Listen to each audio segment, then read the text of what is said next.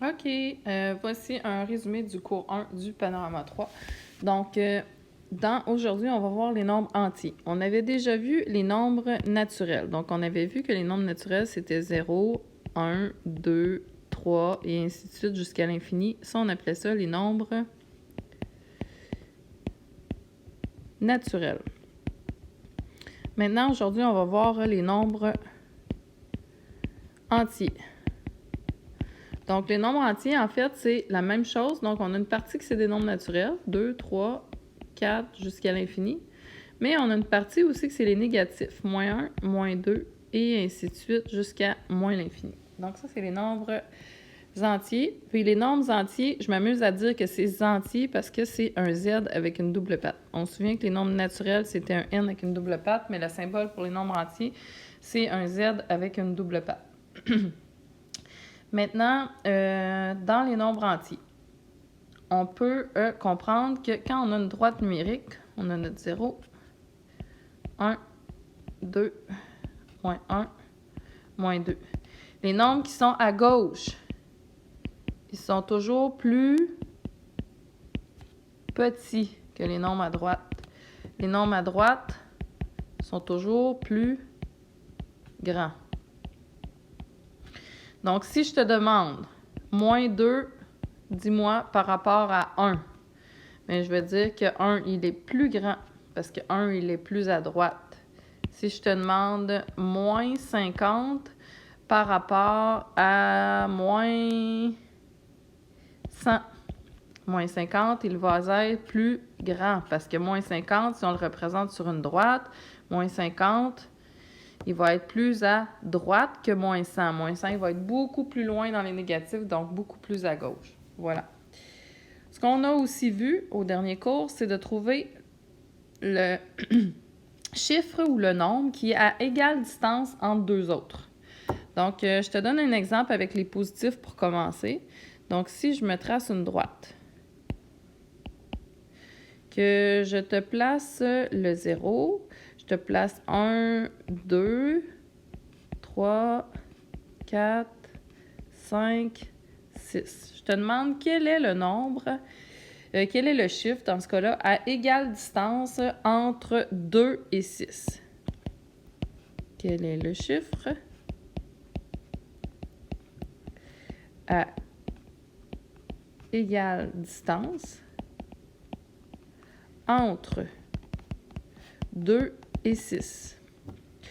Donc, si on regarde entre 2 et 6, si on compte le nombre de bons qu'on a, 1, 2, 3, 4. On a 4 bons.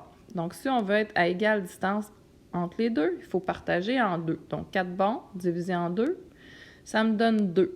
Donc, ça veut dire que quand je fais 2 bons d'un côté, j'arrive au nombre 4 qui sera à égale distance. On va vérifier si on part de l'autre côté du 6. Donc, si on fait 2 bons en partant du 6, on arrive bien à 4. Donc, 4 est vraiment à mi-chemin entre les deux.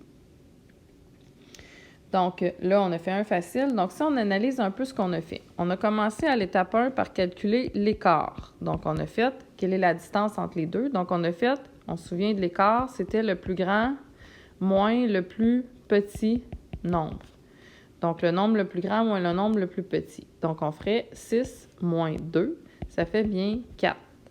Ensuite, qu'est-ce qu'on a fait? On voulait trouver le milieu, donc on a pris notre écart, on a pris ce qu'on a trouvé au numéro 1, puis on l'a divisé en 2.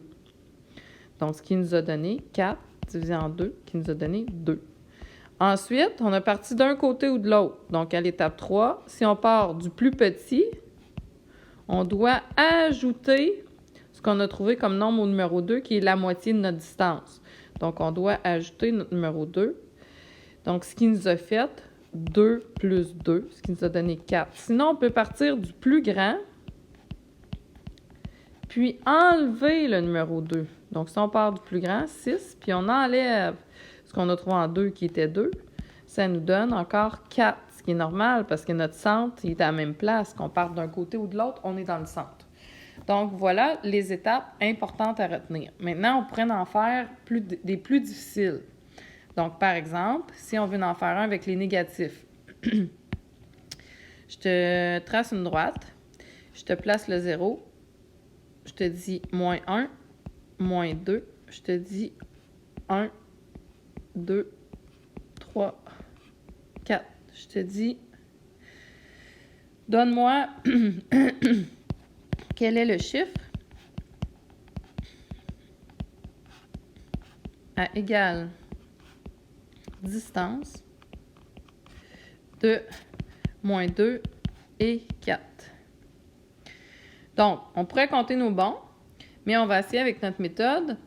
On pourrait compter nos bons, c'est sûr, mais quand on va y aller avec des grands chiffres, ça va être plus difficile de compter nos bons. Par contre, ce que je peux te recommander, c'est qu'on sait très bien qu'entre moins 2 et 0, entre moins 2 et 0, on sait très, très bien qu'on a 2 bons. Puis entre 0 puis 4, on sait très bien qu'on a 4. Donc, si on additionne nos deux, on sait que notre écart, c'est, point 1, que notre écart, c'est 6. À l'étape 2, il fallait partager notre écart en deux parce qu'on veut trouver le milieu. Donc, le milieu de notre distance, c'est 6 divisé 2 qui fait 3.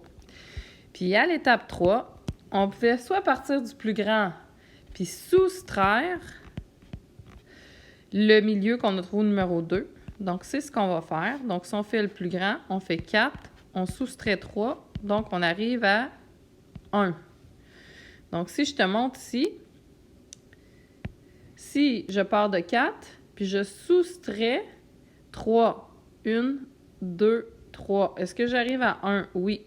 Est-ce que je pourrais l'essayer en partant de l'autre bord? Je pars de moins 2, puis j'ajoute 1, 2, 3. J'ajoute 3, donc j'arrive toujours à 1. Donc, 1 est vraiment dans le centre de mon moins 2 et de mon 4. Donc, je pourrais le faire avec des très, très, très grands nombres encore.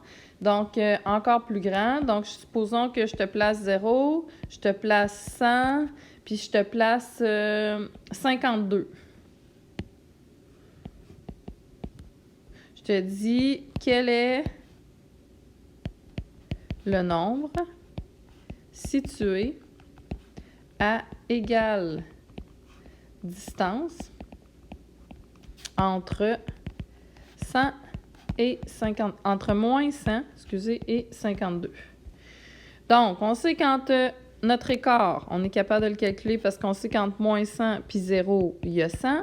Puis entre 0 puis 52, bien, il y a 52. Donc, notre écart, ça serait 100 plus 52. Donc, c'est égal à 152. Ça, c'est notre étape 1. Notre étape 2, il faut trouver le milieu.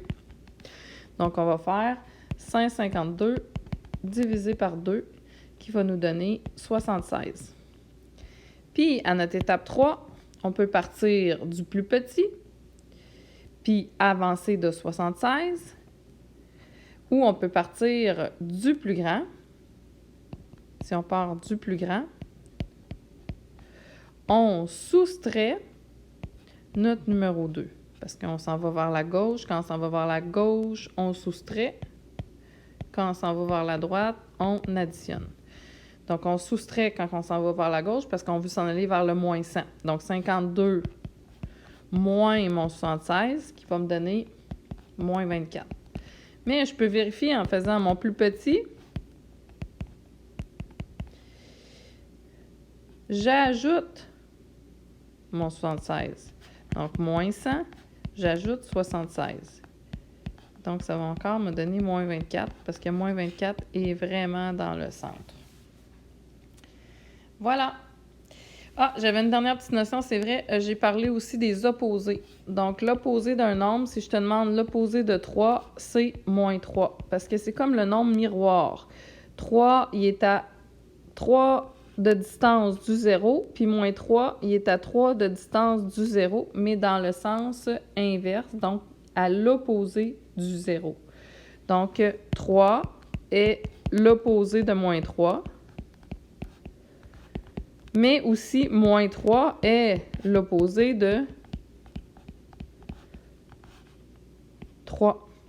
Si je te demandais quel est l'opposé de 100? Donc, l'opposé de 100, c'est le nombre miroir par rapport au 0 à égale distance du 0. Donc, de 0 à 100, il y a 100 d'espace. Donc, je dois m'en aller dans l'autre sens. Donc, l'opposé de 100 est moins 100. Voilà!